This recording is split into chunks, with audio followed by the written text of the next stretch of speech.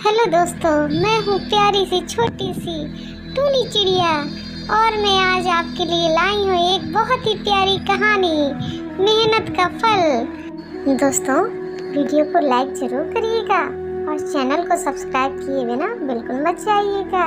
चलिए अब हम लोग अपनी कहानी की ओर बढ़। अरे ये क्या, आज मेरा हरा भरा जंगल किसने काट दिया। ये तो कितना सुंदर जंगल था। आज इस जंगल में जरूर लगता है कोई शिकारी आया है। इनको एक भी नहीं समझ में आता है कि अगर सारे जंगल कट जाएंगे तो हम चिड़िया और पक्षी रहेंगे कहाँ। और इस जंगल से ही तो इतनी प्यारी प्यारी ऑक्सीजन मिलती है जो इंसानों के जीवित रहने के लिए इतनी जरूरी है, लेकिन फिर भी लोगों ने इस जंगल को काट दिया। ये तो बहुत गलत बात है।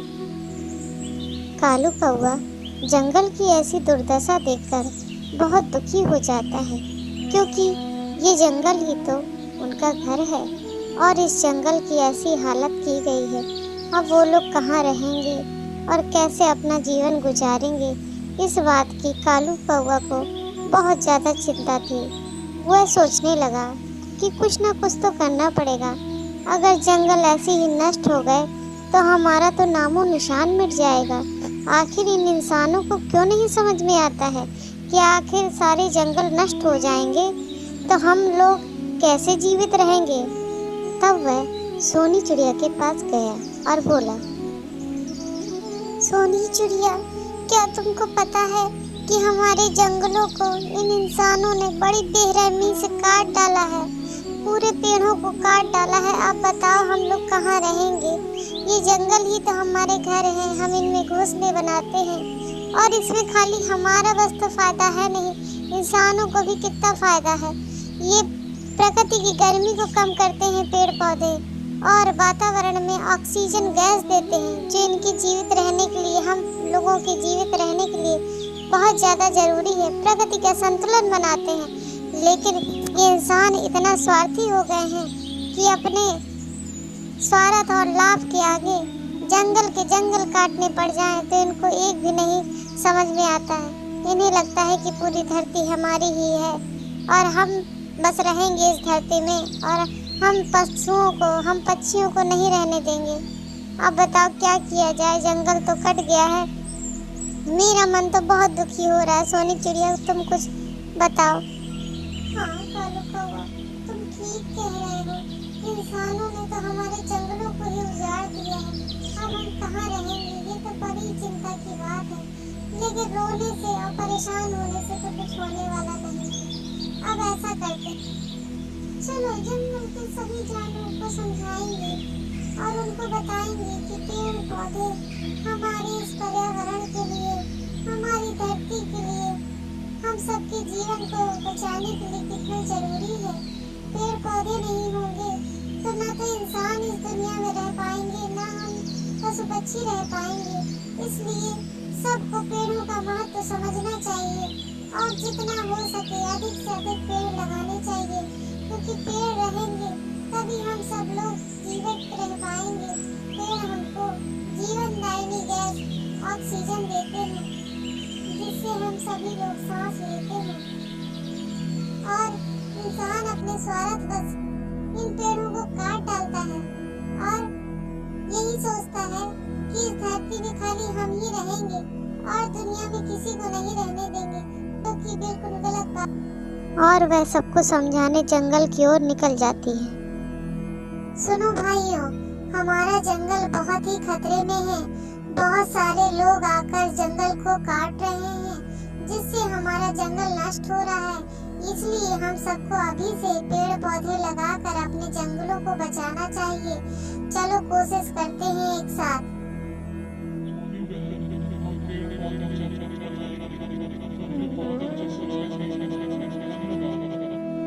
फिर उसने बंदर को बुलाया। बंदर उसके पास आया और पूछने लगा, बताओ क्या बात है, क्यों बुलाया है मुझे।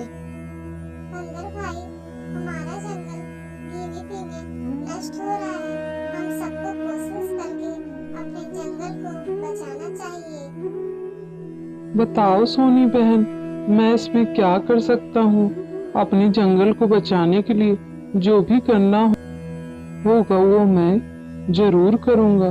तुम एक बार रास्ता बताओ और मैं अपने जंगल को बचाने के लिए कोई कसर नहीं छोड़ूंगा। बंदर भैया, जंगल तो बहुत कट चुका है। अब हमको नए नए घने वृक्ष लगाने होंगे ताकि हमारा हरा भरा जंगल फिर से तैयार हो सके। और जो भी हमारे जंगल को काटने आए उसको डांट कर भगाना होगा, तभी हमारा जंगल बच। सोनी बहन, तुमने बहुत अच्छी बात बताई। अब मैं जंगल में किसी को घुसने नहीं दूंगा। जो भी जंगल में आएगा मैं उसको डरा कर भगा दूंगा और मैं नए नए आम के, पीपल के, नीम के वृक्ष के बीज लाऊंगा और जमीन में गाड़ दूंगा ताकि नए वृक्ष निकल सके। सोनी चिड़िया अपनी सहेली सुंदरी के पास पहुंची। सुंदरी बहन, ये इंसान हमारे जंगलों को धीमे धीमे काटे डाल रहे हैं और हम लोग कहाँ रहेंगे, इसलिए हम सब बहुत परेशान हैं और सब मिलकर पेड़ पौधे लगा रहे हैं। क्या तुम भी मेरा साथ दोगे? हाँ सोनी चिड़िया, बिल्कुल दूंगी। सोनी चिड़िया और कालू कौवे के प्रयास से जंगल के सारे जानवर मिलजुल कर अपने जंगल को हरा भरा करने लगे और सोनी चिड़िया और कालू कौवे ने भी एक सुंदर सा बगीचा तैयार कर लिया जिसे वह आराम से प्यार से देखभाल करते और सुबह से लेकर शाम तक उसमें हरे भरे पौधे लगाते। अब धीमे धीमे देखते ही देखते उनका सुंदर बगीचा तैयार हो गया था जहाँ पर वो अब आराम से रहेंगे और उनके बच्चे भी आराम से रह सकेंगे। जंगल में अब हरियाली ही हरियाली थी और इसीलिए कहते हैं कि पेड़ पौधों को हमेशा सुरक्षित रखना चाहिए। अगर हम अपने पेड़ पौधों को सुरक्षित नहीं रखेंगे तो कल मानव जीवन और पशु पक्षियों का जीवन खतरे में पड़ जाएगा। तो इसलिए सब लोगों को मिलजुल कर अपनी धरती को बचाने के लिए अधिक से अधिक पेड़ पौधे लगाने चाहिए जिससे हमारी पृथ्वी हरी भरी और संतुलित रहेगी, समय पर बारिश आएगी और लोगों का स्वास्थ्य भी अच्छा रहेगा क्योंकि उनको सांस लेने के लिए ऑक्सीजन मिलेगी और खाने के लिए मीठे मीठे फल मिलेंगे। इसलिए आज से ही सबको प्रयास करना चाहिए कि हमें अधिक से अधिक पेड़ पौधे लगाने हैं और अपनी प्यारी धरती को सुंदर सुहावनी बनाना है ताकि ये धरती हमेशा हरी भरी और सुंदर रह सके। इसके लिए सबको अपना थोड़ा थोड़ा प्रयास करना पड़ेगा क्योंकि जब सब प्रयास करेंगे तभी ही हमारी धरती पेड़ पौधों से आच्छादित रह पाएगी और सुंदर सुहावनी धरती बन पाएगी जिससे मानव जीवन और पशु पक्षियों का जीवन सुरक्षित हो पाएगा। अगर आपको मेरी कहानी अच्छी लगी हो तो वीडियो को लाइक और सब्सक्राइब की। वह अपने बच्चे टुन्नू के साथ रहती थी। टुन्नू के पिताजी नहीं थे इसलिए सोनी चिड़िया को ही घर में कमाई करके अपने बच्चे का पेट पालना पड़ता था। छोटा सा टुन्नू माँ की मजबूरी को बहुत अच्छे से समझता था और वह भी माँ के साथ माँ का हाथ बटाता था। सोनी चिड़िया टुन्नू के लिए खाना बनाकर जंगल में चली जाती और दूसरे के यहाँ जाकर काम धाम करती थी ताकि वह कुछ पैसा कमा सके और अपने बच्चे को खिला सके। वह अपनी सहेली चुनिया के पास जाती और कहती थी, मैं अपने बच्चे को दुनिया की हर खुशी देना चाहती हूँ पर क्या करूँ, मेरे पास इतने पैसे नहीं हैं कि मैं उसको एक बहुत अच्छी ज़िंदगी दे सकूँ।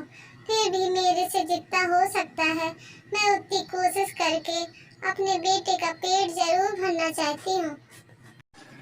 इस तरीके से सोनी चिड़िया सारा दिन जंगल में यहाँ से वहाँ जाकर काम करती और घर के लिए खाने की व्यवस्था करती ताकि उसका बच्चा भूखा ना रह सके और दूसरे के घर में जाके भी काम करती और अपने बच्चे को भी ले जाती ताकि उसकी देखभाल भी हो सके और घर का काम भी कर सके।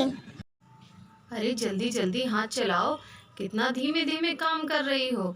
तुम तो बड़ी सुस्त हो गई हो। तुम तो कहती थी कि मैं बहुत अच्छे से काम कर लेती हूँ, इसीलिए मैंने तुम्हें काम पे लगाया था, और आज तुम सुस्तपना दिखा रही हो। ऐसे काम नहीं चलेगा, काम तो तुमको अच्छे से ही करना पड़ेगा। नहीं मालकिन, ऐसी कोई बात नहीं है। क्या बताऊं, आज मेरा सुबह से बुखार चढ़ी हुई थी और इसीलिए शरीर में बहुत कमजोरी लग रही है, इसीलिए मैं धीमे धीमे काम कर रही हूँ। आप चिंता न करिए मालकिन, आज मैं जाकर दवाई खा लूंगी और शरीर मेरा सही हो जाएगा तो कल से मैं बहुत तेजी तेजी काम करूंगी। आप बिल्कुल भी परेशान न होइए। बस बस, बातें तो तुम बहुत अच्छी अच्छी करती हो, लेकिन काम करने में तुम्हारा मन नहीं लगता है। अगर इसी तरीके से काम करोगी ना तो तुमको काम से निकाल दूंगी, फिर न कहना कि मालकिन ने काम से निकाल दिया। अरे मालकिन, ऐसा गजब ना करिएगा। अगर आप ऐसा कर देंगी तो बहुत दिक्कत हो जाएगी। मेरे घर में खाने को भी कुछ नहीं होता, आपका दिया ही तो हम खाते हैं। मालकिन, अपनी दया हम पे बनाए रखिएगा। मेरा एक छोटा सा बच्चा भी है और उसके लिए खाना बहुत जरूरी है। क्या बताऊं बेटा, जीवन बहुत कठिन होता है। 2 वक्त की रोटी कमाने में भी जान निकलती है, क्या बताऊं।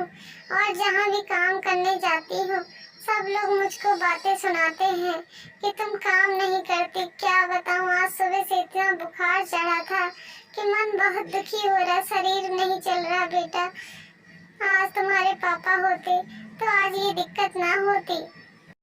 माँ, तुम्हारी हालत ऐसी देखकर मुझको भी बहुत दुख होता है। देखते ही देखते समय निकलता रहता है और धीमे धीमे वो छोटा सा टूनू धीमे धीमे बड़ा हो जाता है और अच्छा कमाने लगता है। फिर उसकी शादी भी हो जाती है और घर में एक प्यारी सी बहू आ जाती है। बहू थोड़ा सा चालाक और झगड़ालू स्वभाव की होती है। इतने दिन की हुई सोनी चिड़िया की मेहनत बिल्कुल बेकार चली जाती है, क्योंकि उसको एक ऐसी बहू मिल जाती है जो उसके बेटे को उसके खिलाफ भड़काती है। टूनू भी उसकी बात पे आ जाता है। अरे प्यारी कौवी, आज तुम मेरे लिए क्या खाना बना रही हो? सुगंध तो बहुत अच्छी आ रही है। लगता है आज तुम कुछ बहुत अच्छा बना रही हो। हाँ जी, आज तो मैं पनीर की सब्जी बना रही हूँ। थोड़ी देर में गरम गरम पूड़ियाँ तलूँगी और आपको भी खिलाऊंगी और मैं भी खाऊंगी। अरे वाह, पनीर की सब्जी बना रही हो? ये तो मेरी फेवरेट सब्जी है। अच्छा ठीक है, ऐसा करना, खाना बना के सबसे पहले माँ को देना। देखो जी, मेरा दिमाग ना खराब करना। ये सब्जी मैंने तुम्हारे लिए और अपने लिए बनाई है। मैंने माँ जी को दाल रोटी पहले ही खिला दिया है। हम इतना महंगा पनीर है, माँ जी को नहीं खिलाना है। और बार बार आप हर बात में माँ जी ना किया करिए, नहीं तो मुझे बहुत गुस्सा आ जाती है। वैसे भी इस उम्र में खाकर वो क्या करेंगी? क्या उन्हें पहलवानी करनी है कि कुश्ती लड़नी है? ये सब बात सोनी चिड़िया सुन लेती है और बड़ी दुखी होती है। अरे सोनी चिड़िया, क्या बात है, आज तुम बहुत दुखी और उदास बैठी हो, अकेले बैठी हो, क्या बात हो गई? अरे बहना, क्या बताऊं, इतने लाड़ प्यार से मैंने अपने बच्चे को पाला और सोचा कि प्यारी सी बहू लाऊंगी तो बढ़िया घर का काम करेगी और मेरे बच्चे की भी नौकरी लग गई है। सोचा कि अब जीवन में खुशियां आएंगी। पहले ही टूनू के पापा हमको छोड़ के चले गए थे।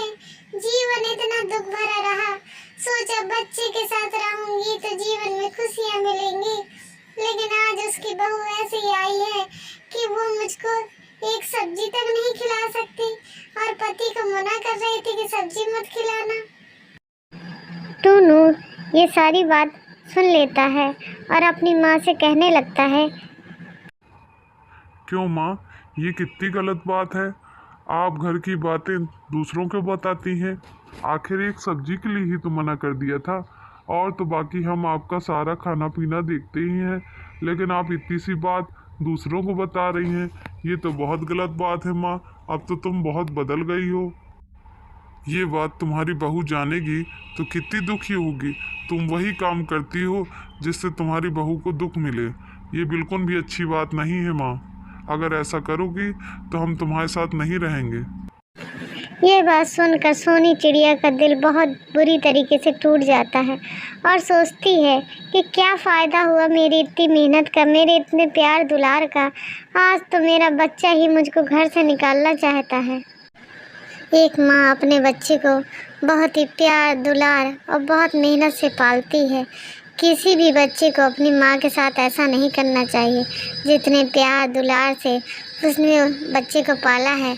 और बच्चे का भी फ़र्ज़ बनता है कि वो बुढ़ापे में अपनी मम्मी पापा को उतनी ही प्यार और दुलार से उनकी देखभाल करे और कभी भी उनको अकड़ ना दिखाए और रौब नहीं दिखाना चाहिए कि आज मैं शक्तिशाली हूँ और तुम कमज़ोर हो। जो भी अपनी माँ का दिल दुखाता है वो बहुत बड़ा पाप कमाता है।